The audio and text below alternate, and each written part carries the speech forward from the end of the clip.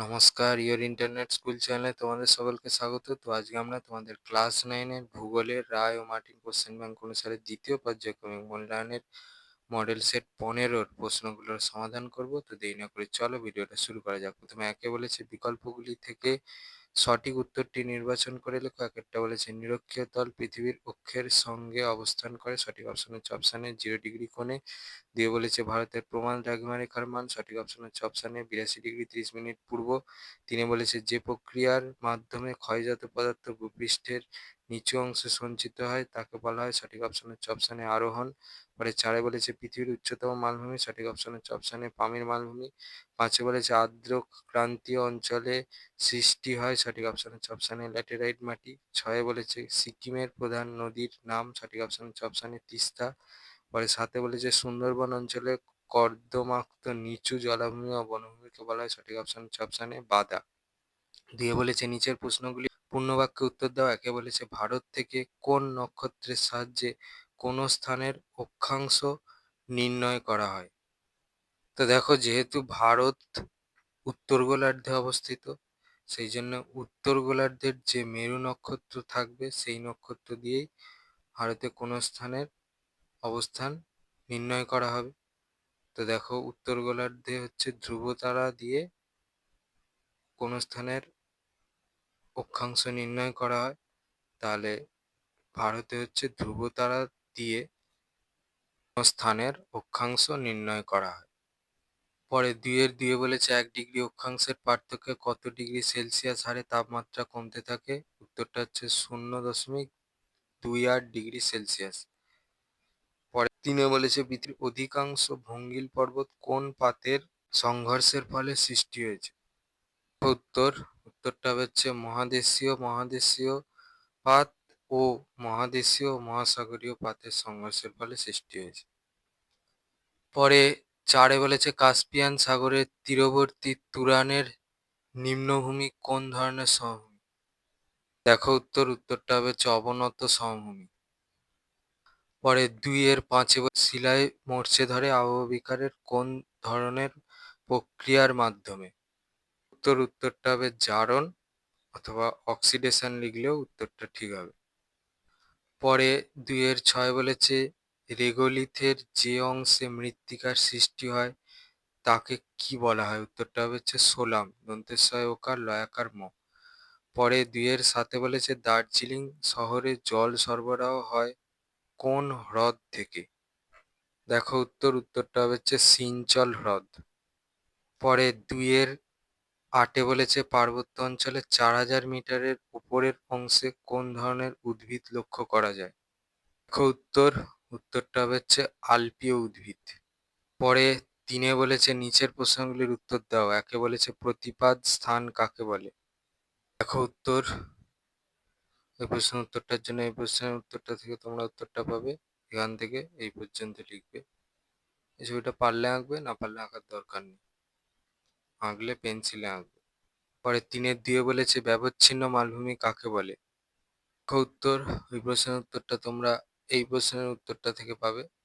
এখান থেকে এই পর্যন্ত লিখবে, ছবিটা পারলে আঁকবে, না পারলে আঁকার দরকার নেই, যদি আঁকো তো পেন্সিলে আঁকবে।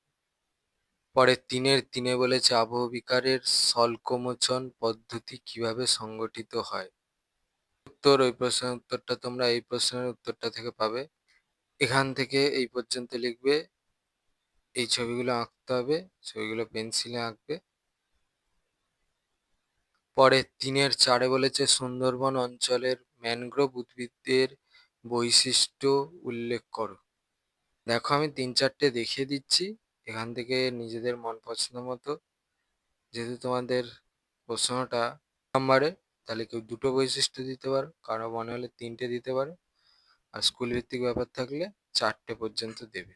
দেখো, এইটা একটা বৈশিষ্ট্য, উদ্ভিদগুলি চিরহরিৎ, ঠেসমূল স্তম্ভমূল ও শ্বাসমূল যুক্ত। এইটা একটা বৈশিষ্ট্য, অভিযোজনের কারণে এখানে উদ্ভিদগুলোতে বীজ অঙ্কুরিত হয়ে মাটিতে পড়ে তথা জরায়ুজ অঙ্কুরোদ্গম দেখা যায়। আর একটা বৈশিষ্ট্য হচ্ছে এইটা অস্থানিক মূল বা অধিমূল দেখা যায়। ঠিক আছে। আর একটা বৈশিষ্ট্য তোমরা এই যে বৈশিষ্ট্যটা আছে 1 নম্বর, এখান থেকে ভেঙে করে নিতে পারো। এখানকার উদ্ভিদগুলো চিরহরিৎ, ঠিক আছে? আরেকটা এইভাবে করে নিতে পারো, এখানকার উদ্ভিদগুলোতে ঠেসমূল দেখা যায়। আরো একটা হতে পারে, এখানকার উদ্ভিদমূলগুলোতে স্তম্ভমূল বর্তমান, এখানকার উদ্ভিদগুলো শ্বাসমূল যুক্ত। অনেকগুলো হতে পারে, ঠিক আছে? এবারে এখান থেকে নিজেদের মন পছন্দ মতো যে কোনো দুটো, কারো মনে হলে তিনটে, কারো মনে হলে চারটে করে নেবে।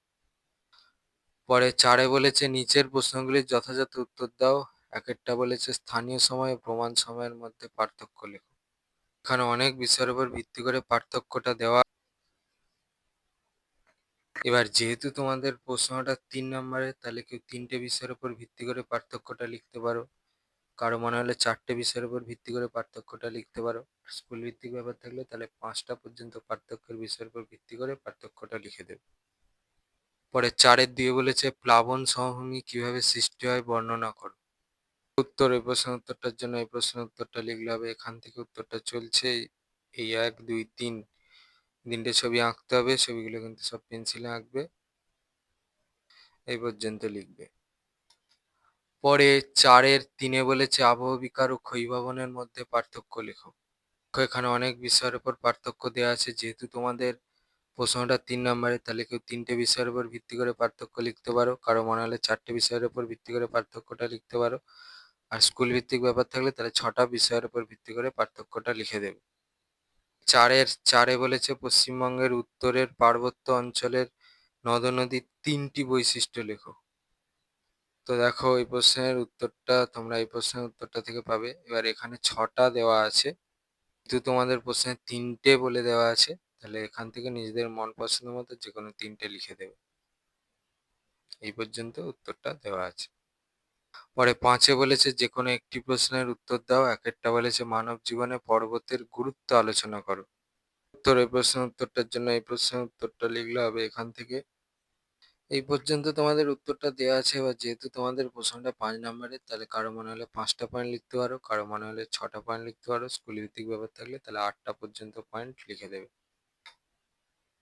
পরে 5-এর দিয়ে বলেছে মৃত্তিকা সংরক্ষণের প্রধান 5টি পদ্ধতি ব্যাখ্যা করো।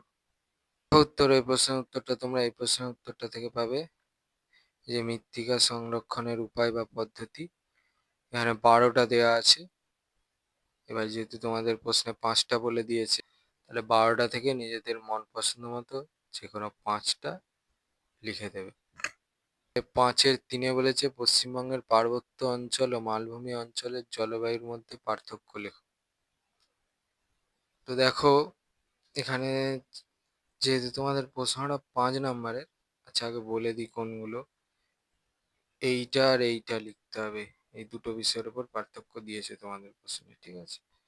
যেহেতু তোমাদের প্রশ্নটা 5 নম্বরের, তাহলে কেউ পার্থক্যের 5টা বিষয়ের উপর ভিত্তি করে পার্থক্যটা লিখতে পারো।